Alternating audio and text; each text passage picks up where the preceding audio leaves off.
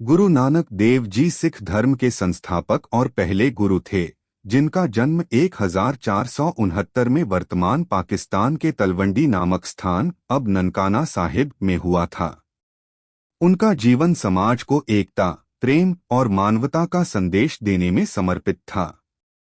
उन्होंने जीवन भर लोगों को ईश्वर की भक्ति, सत्य और सेवा के मार्ग पर चलने की प्रेरणा दी। उनका मानना था कि ईश्वर एक है और हर जीव में उसकी ज्योति बसती है। वे किसी धर्म विशेष के प्रति निष्ठा रखने की बजाय यह मानते थे कि सच्चे मन से भक्ति, सेवा और इंसानियत का पालन करने से ही परमात्मा की प्राप्ति संभव है। गुरु नानक देव जी ने समाज में व्याप्त अंधविश्वासों, जातिपांति और धार्मिक भेदभाव का विरोध किया और लोगों को समानता के सिद्धांत पर चलने की प्रेरणा दी। गुरु नानक देव जी के 3 प्रमुख उपदेशों में नाम जपो, किरत करो, वंड छको का विशेष महत्व है।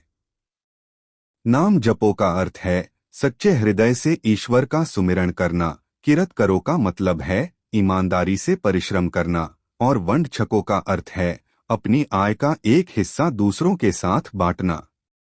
उन्होंने अपने जीवन काल में 4 लंबी यात्राएं की, जिन्हें उदासियां कहा जाता है।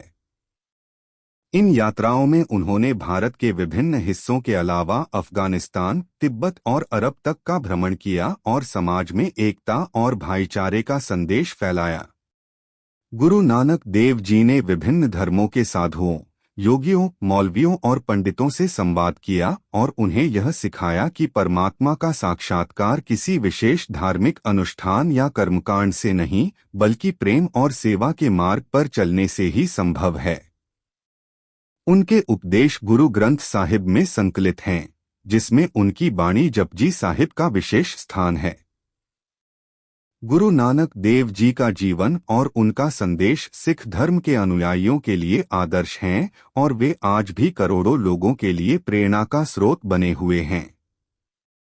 उनके विचार और शिक्षाएं हर इंसान को यह सिखाती हैं कि हमें परिश्रम, ईमानदारी और सेवा के मार्ग पर चलकर दूसरों के जीवन को बेहतर बनाने की कोशिश करनी चाहिए।